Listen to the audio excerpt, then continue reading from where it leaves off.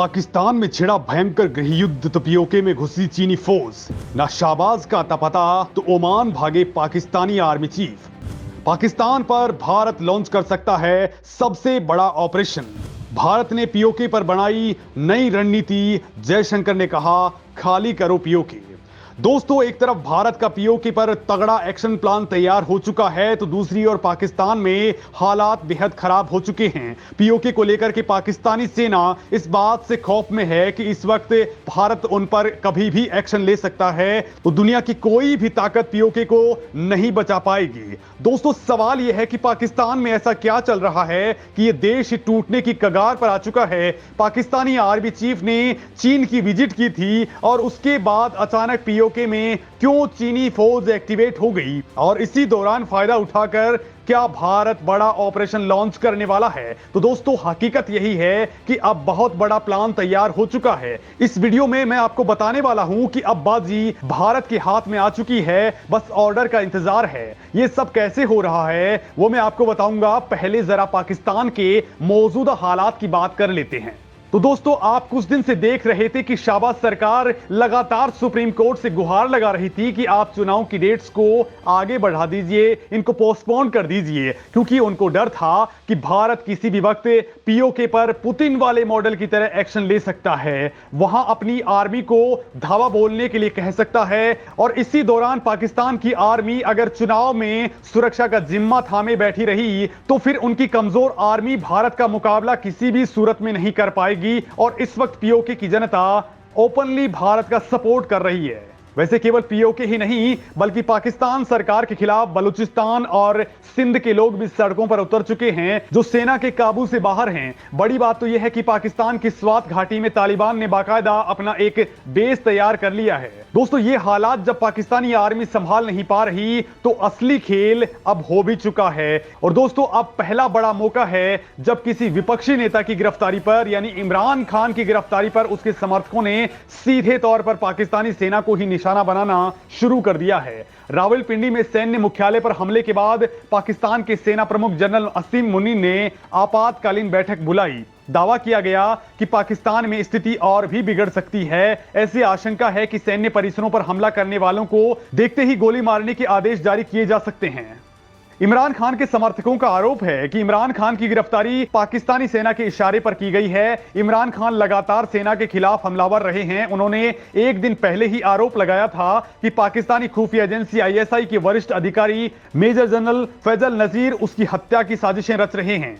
इससे पहले इमरान खान ने अपनी सरकार को गिराने के पीछे पूर्व सेना प्रमुख जनरल कमर जावेद बाजवा का हाथ बताया था। लेकिन दोस्तों, अब जो एंगल सामने आ रहा है वो चीन का है। इमरान खान की गिरफ्तारी को एक्सपर्ट्स चीन के विदेश मंत्री की यात्रा से जोड़ करके देख रहे हैं, क्योंकि चीन के विदेश मंत्री किंग गांग अभी 2 दिन पहले ही पाकिस्तान की यात्रा पर पहुंचे थे। उससे पहले पाकिस्तान के सेना प्रमुख असीम मुनीर ने चीन का दौरा किया था। और दोस्तों, इसी दौरान कुछ तगड़ी खिचड़ी पाकिस्तान और चीन के बीच में पकी है, क्योंकि इसके बाद चीनी विदेश मंत्री ने इस्लामाबाद में एक बयान दिया जिसमें उन्होंने कहा कि स्थिरता विकास का आधार है। एक पड़ोसी और मित्र के नाते हम पूरी ईमानदारी से आशा करते हैं कि पाकिस्तान में राजनीतिक ताकतें आम राय बनाएंगी और स्थिरता को कायम रखेंगी।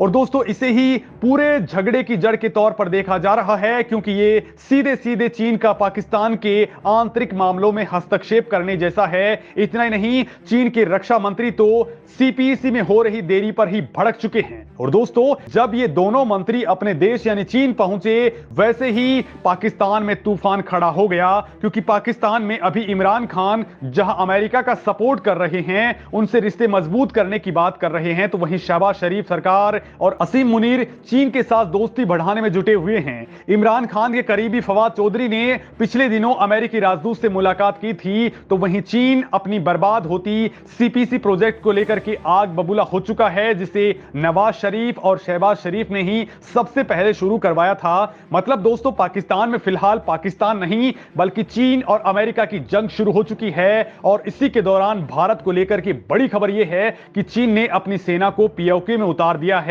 चीनी सैनिकों को पीओके में बाकायदा देखा गया है और उनकी मौजूदगी का हर तरफ से कंफर्म रिकॉर्ड हो चुका है, ये पाकिस्तानी सेना के साथ मिलकर साजिशें रच रही है। चीन पीओके में पाकिस्तानी वायुसेना के ठिकानों का इस्तेमाल भी कर रहा है। बड़ी बात तो यह है कि पाकिस्तानी सेना के कई ऑफिसर्स चीन की आर्मी में अपनी सर्विस दे रहे हैं और वो लगातार भारत के खिलाफ अपनी प्लानिंग करने में जुटे हुए हैं और चीन उनसे मदद भी लगातार मांग रहा है। अब पाकिस्तान बड़े पैमाने पर चीन से हथियार और युद्धपोत भी खरीद रहा है। दोस्तों, चीन की योजना पाकिस्तान और ईरान के रास्ते यूरोप तक रेल मार्ग बनाने की है। हालांकि अगर भारत पीओके पर कब्जा करने में कामयाब हो जाता है तो फिर चीन का ये सपना सपना ही रह जाएगा, क्योंकि तब इस पूरे लैंड पर इंडिया का कंट्रोल होगा और पीओके के लोग चाहते भी कुछ ऐसा ही हैं। भारत लंबे वक्त से पीओके को वापस हासिल करने के लिए प्लान तैयार कर रहा है। भारतीय सेना इसको लेकर के बयान दे चुकी है। अब भारत के विदेश मंत्री एस जयशंकर ने जो बयान दिया है उसके बाद पाकिस्तान की हालत खराब हो चुकी है।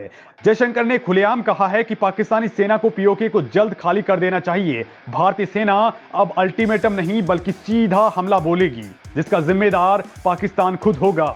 अब इसमें एक नया खेल हो गया है, क्योंकि पाकिस्तानी मामले में चीन ने भी पैर फंसा दिए हैं।